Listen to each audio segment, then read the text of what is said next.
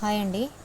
బేసిక్గా మనము బ్లౌజ్కి హ్యాండ్స్ దగ్గర చంకలోతో బ్లౌజ్ కటింగ్ చేసేటప్పుడే కట్ చేసుకుంటాం కదండి.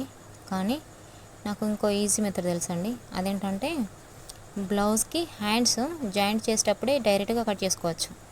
అదేలాగంటే చూడండి, షోల్డర్ జాయింట్ దగ్గర నుండి హ్యాండ్ పార్ట్ని పెట్టుకొని ఒక స్టిచ్ వేసుకోవాలి. ఒక స్టిచ్ ఇలాగా వీడియోలో చూపిస్తున్నట్టు ఒక స్టిచ్ వేసుకోవాలి.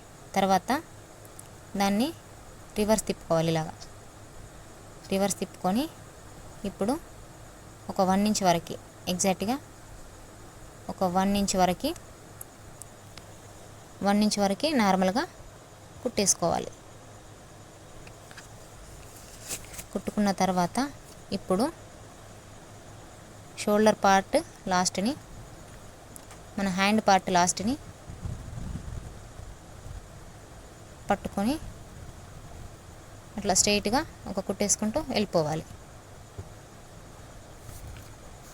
ఇప్పుడు మనం ఎంతైతే చంకలోతు తీసుకోవాలో అంత అక్కడ మిగులుతుంది.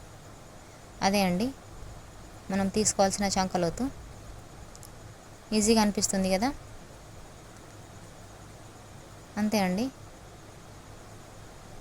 ఇప్పుడు ఇంకొక స్టిచ్ వేసుకోవాలి, డబుల్ స్టిచ్. ఇలాగా ఫస్ట్ వేసుకున్నాం కదా, ఎగ్జాక్ట్గా దాని పక్కనే ఇంకో స్టిచ్ వేసుకోవాలి. వేసుకున్న తర్వాత రివర్స్ తిప్పేసుకోవడమే.